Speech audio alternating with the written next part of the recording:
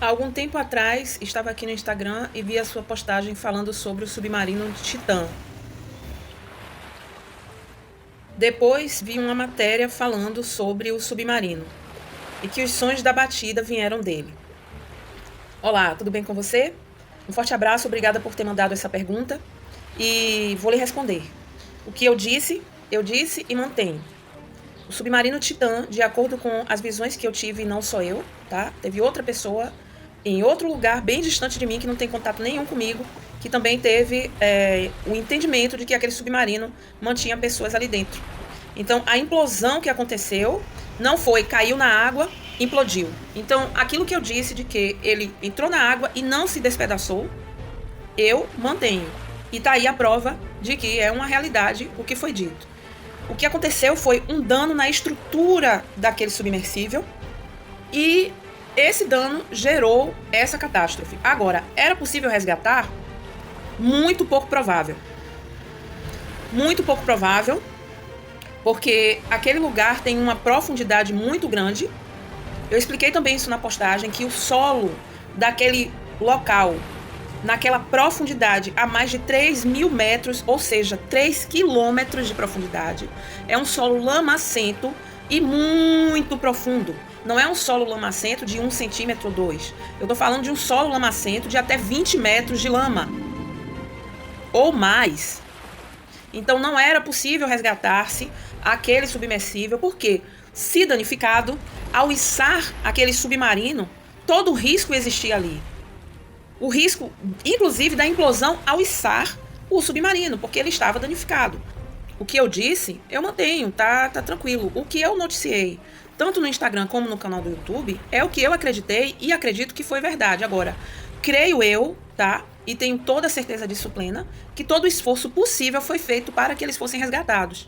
Mas era algo muito pouco provável, tanto pela complexidade da operação, porque é uma coisa de mais de 3.000 metros de profundidade, como pelo tempo que era muito curto do oxigênio deles que estavam acabando. Tá?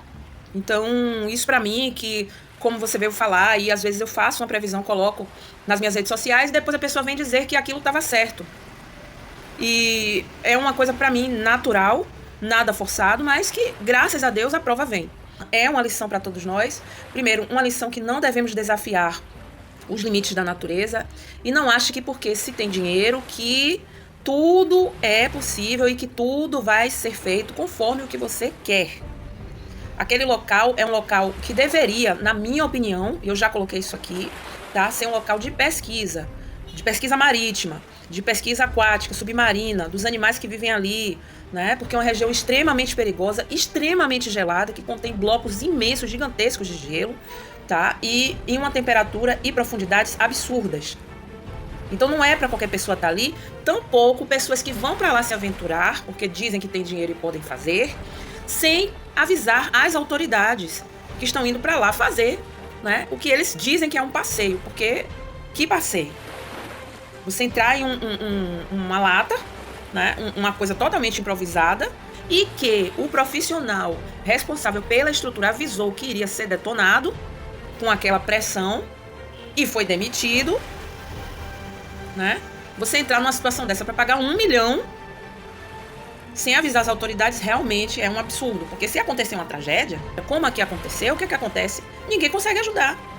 Porque você vai ter que trazer gente de outro lugar, você vai ter que trazer especialistas, biólogos, mergulhadores, marinha e equipamentos, e para trazer tudo isso. Agora, se a pessoa avisar, o outro lá já vai dizer, não, aquele povo tá ali, de repente eles entram lá dentro e fica por lá, então a gente já tá aqui meio que com o pé atrás para poder ajudar eles. Então, uma lição que o Titã deixa pra gente é o respeito à natureza e às coisas como elas devem ser.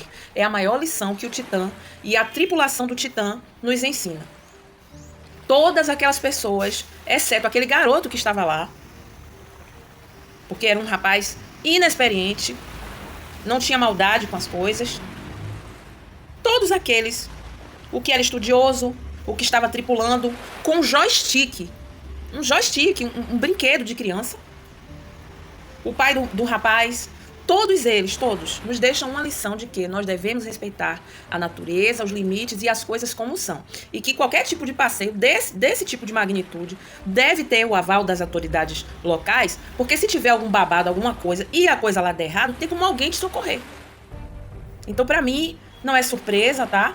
E eu vou deixar aqui no final do vídeo os áudios para que vocês também escutem os sons que eles fizeram lá naquela profundidade sem ter como serem salvos. E fica aí pra gente refletir também sobre isso. Um forte abraço, fiquem com Deus e até breve. This is the sound that was heard.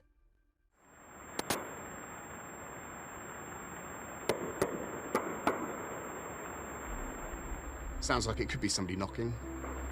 The symmetry between those knockings is very unusual. It's rhythmic, it's like somebody is making that sound. And the fact that it's repeated is really unusual. The reports of banging quickly spread. Could the sounds mean a rescue is possible? Maybe the banging sounds were coming from the Titan. So people were like, oh my God, they're still alive.